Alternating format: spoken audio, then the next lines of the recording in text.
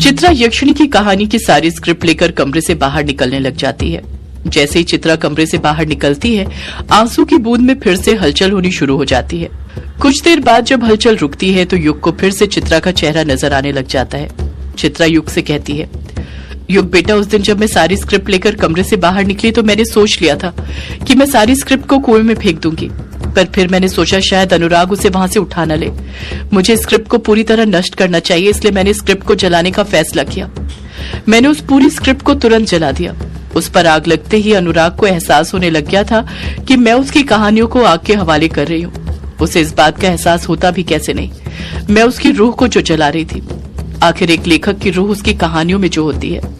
जब तक अनुराग वहां पर आया उसकी सारी स्क्रिप्ट जलकर खाक हो चुकी थी।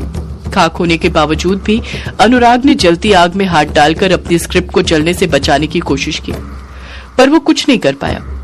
चित्रा नम लहजे के साथ फिर युग से बोल पड़ती है, स्क्रिप्ट के खाक हो जाने के बाद अनुराग और मेरे बीच बहुत कहासुनी हुई, पर मैं जानबूझकर उसके सामने नाटक करती रही। उसे कहती रही कि मुझे और मेरे बेटे को यक्षिणी से खतरा है, वो हमें मारना चाहती है, वही सब हो रहा है जो तुमने लिखा है, इसलिए मैंने उस स्क्रिप्ट में आग लगा दी। अनुराग को देखकर मैं समझ गई थी कि उसे अभी तक पता नहीं चला था कि यक्षिणी के ताज का हीरा मेरे पास है। वो तो अपनी कहानियों के जलने के शोक में डूबा हुआ था और मेरे सामने रोते जा रहा था, मुझे कोसते जा रहा था, पर मैं अच्छे से जानती थी कि अनुराग के आंसुओं के पीछे मगरमच्छ के आंसू छुपे हुए थे। मैं जान गई थी कि मैंने सिर्फ अनुराग की कहानियों को आग नहीं लगाई थी, बल्कि उसके अंदर की आग को और भी बढ़ा दिया था, और अब वो फिर एक बार मुझ पर हमला करेगा। पर मुझे ये नहीं पता था कि वो दिन में ही मुझ पर हमला करने लग जाएगा, वो भी अपने असली रूप में। चित्रा एक लंबी आह भरने के साथ ही फिर युग से बोल पड़ती है, जब अनुराग मुझसे लड़ झगड़ कर ग्रेवयार्ड कोठी में वापस चले गया तो पता नहीं क्यों मेरा मन ही नहीं किया कि मैं ग्रेवयार्ड कोठी के अंदर वापस जाऊं। उस कुएं के पास मुझे बहुत अच्छा लग रहा था। जहाँ ग्रेवयार्ड कोठी के अंदर एक घुटन सी होती है, वहीं उस कुएं के पास मुझे अपनापन महसूस हो रहा था। मैं रात भर नहीं सोई थी, जिस कारण थोड़ी देर कुएं के पास बैठे रहने के कारण ही कब मेरी आंख लग गई मुझे पता ही नहीं चला। और जब मेरी आंखें खुली तो चित्रा के इतना कहते ही आंसू की बूंद में फिर से हलचल होनी शुरू हो जाती है और युग देखता है कि चित्रा कुएं के पास ही बड़े आराम से सो रही थी। उसकी साड़ी के पल्लू में हीरे से बंधी हुई वो गठान युग को साफ नजर आ रही थी। चित्रा सो ही रही थी कि तभी एक फुसफुसाती हुई आवाज सुनाई देती है, चित्रा, चित्रा, चित्रा।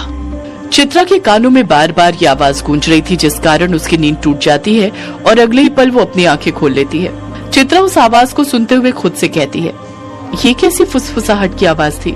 चित्रा को फिर किसी के पुकारने की आवाज सुनाई देती है, आओ चित्रा, मेरे पास आओ, आओ, आओ चित्रा।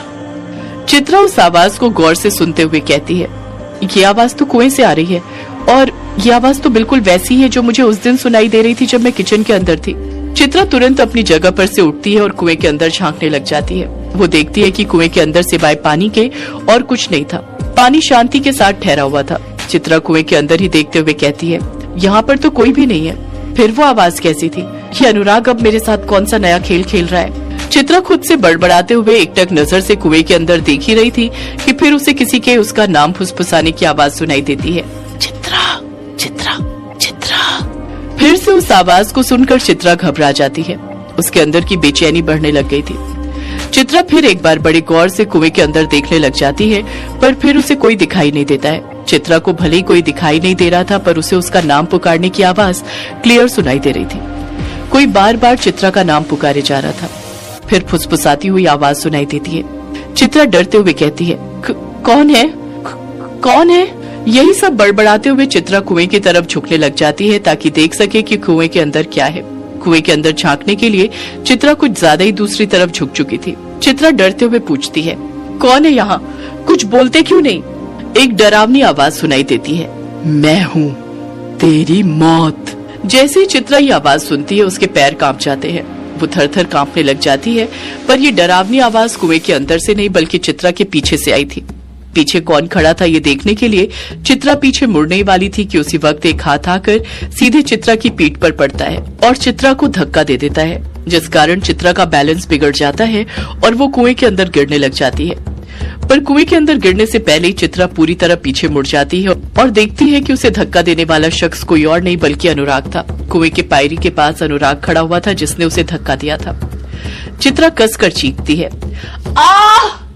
अनुराग चित्रा को गुस्से के साथ देखते हुए धीरे से बड़बड़ाता है, मेरी कहानियां जलाई थी ना तूने, अब डूब तू। चित्रा भी गिरते हुए अनुराग को ही एकटक देखते रहती है। चित्रा कुएं के अंदर गिर ही रही थी कि उसी वक्त उसकी साड़ी का पल्लू कुएं के अंदर जो एक सलाख बाहर निकली हुई थी उसमें जाकर फंस जाता है और चित्रा बीच में ही लटक जाती है। पर चित्रा का वजन कुछ ज्यादा था, जिस कारण उसकी साड़ी के पल्लू पर का वो हिस्सा फटने लग जाता है जिसमें हीरा बंधा हुआ था और चित्रा कुएं के अंदर वापस से गिरने लग जाती है।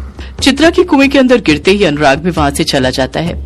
चित्रा की साड़ी का वो पल्लू जो सलाख में अटक गया था, जिससे यक्षिणी का हीरा बंधा हुआ था, वो भी नीचे कुएं के अंदर गिर जाता है। चित्रा कुएं के पानी के अंदर गिरते ही अपने हाथ पैर यहाँ वहाँ मारने लग जाती है। उसे ऐसा लगने लग जाता है कि कोई शक्ति उसे नीचे की तरफ खींच रही है। चित्रा पानी के अंदर डूबने लग जाती है। उसी वक्त चित्रा को कुछ आवाजें सुनाई देने लग जाती हैं और वो आवाजें थी यक्षिणी और अनुराग की आवाजें। यक्षिणी अनुराग से कह रही थी, बड़े होकर तुम मेरी कहानी लिखोगे ना अनुराग? और अनुराग कह रहा था, हाँ जरूर लिखूंगा यक्षिणी। यही तो आवाज चित्रा को बार बार सुनाई दे रही थी। चित्रा कुएं के पानी के अंदर डूब ही रही थी कि उसी वक्त उसे एक आंसू की बूंद नजर आती है। वो आंसू की बूंद जो लाल थी। यक्षिणी और अनुराग की आवाजें उसी आंसू की बूंद के अंदर से आ रही थी। जब चित्रा उस आंसू की बूंद के अंदर गौर से देखती है तो उसे उसके अंदर यक्षिणी और बचपन का अनुराग नजर आता है। यक्षिणी अनुराग को खाने के लिए सेब दे रही थी। यक्षिणी अनुराग को दैवीय झरने के पास ले जा रही थी। चित्रा को उस आंसू की बूंद में वो सारी यादें नजर आने लग जाती हैं जो बचपन में अनुराग ने यक्षिणी के साथ बिताई थी। कैसे यक्षिणी बचपन से ही अनुराग के पीछे पड़ी हुई थी और उसके बड़े होने का इंतजार कर रही थी ताकि उसे मारकर अपने अभिशाप से मुक्ति पा सके। पर एक अमावस्या की रात यक्षिणी के मना करने के बाद भी अनुराग घाट पर आ गया था और यक्षिणी को उसके पिता को मारना पड़ा था, जिसके बाद यक्षिणी ने अनुराग की उससे उसकी सारी यादें छीन ली थी और इसी कुएं के अंदर डाल दी थी, जिससे आज चित्रा का सामना हो गया था। यक्षिणी और अनुराग के बचपन की सारी यादें देखने के बाद चित्रा मन में सोचने लग जाती है, इसका मतलब ये हुआ कि सदियों पुरानी कहानी फिर से दोहराई नहीं गई है। एक डायन और प्रेम के बीच में एक डायन आई है जो कि मैं हूँ। यक्षिणी तो बचपन से ही अनुराग से प्यार करती थी। चित्रा इस बारे में सोच ही रही थी कि उस लाल आंसू की बूंद के अंदर की सारी यादें खत्म हो जाती हैं। वो यादें खत्म होते ही वो लाल आंसू की बूंद रंगहीन होकर कुएं के पानी के अंदर ही लिप्त हो जाती है। जैसे ही वो लाल आंसू की बूंद गायब होती है, चित्रा और तेजी के साथ कुएं के अंदर डूबने लग जाती है।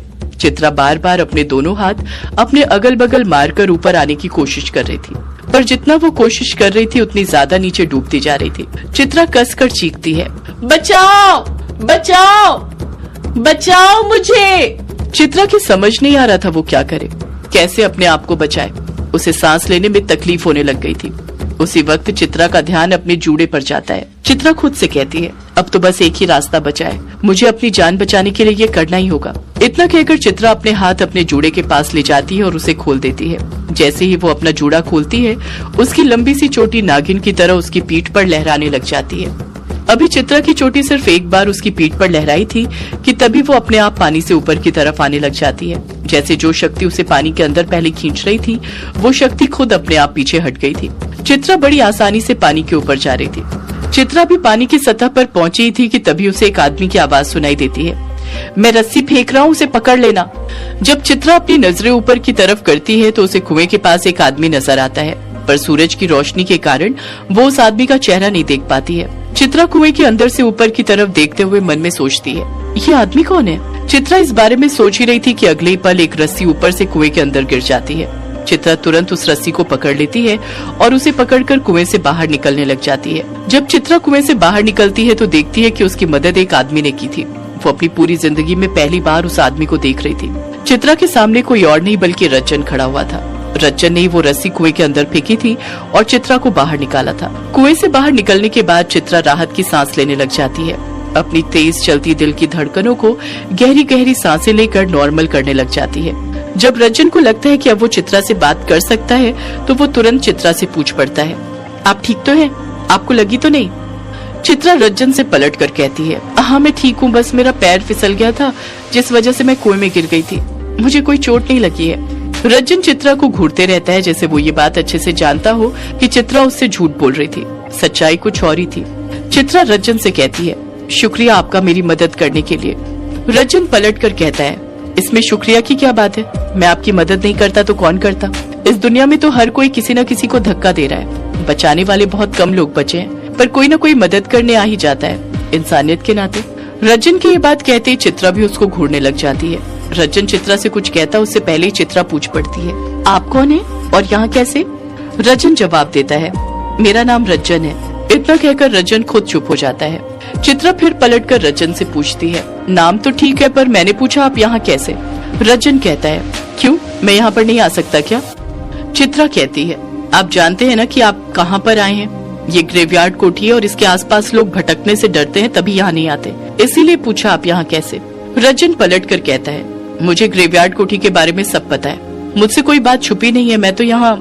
रज्जन अपनी बात पूरी करता उससे पहले उसकी नजर चित्रा की चोटी पर पड़ जाती है, जो चित्रा के कंधे के आगे ही थी और अभी भी नागिन की तरह उसके शरीर पर डोल रही थी। चित्रा रज्जन की निगाहों के मूवमेंट को देख लेती है और उसी वक्त अपनी चोटी को पकड़कर अपनी पीठ के पीछे करती है और उसका वापस से जूड़ा बांधने लग जाती है। रज्जन एकटक नजर से चित्रा की उसी चोटी को देखते रहता है। जैसे ही चित्रा वापस जूड़ा बांध लेती है, रज्जन तुरंत चित्रा को घूरते हुए उससे बोल पड़ता है, डायन, तुम एक डायन हो ना? रज्जन की ये बात सुनकर चित्रा घबरा जाती है। चित्रा मन में सोचने लग जाती है, इसे कैसे पता चल गया कि मैं एक डायन हूँ? आखिर ये आदमी है कौन? सदियों से है पुरानी ये है यक्षिणी की कहानी।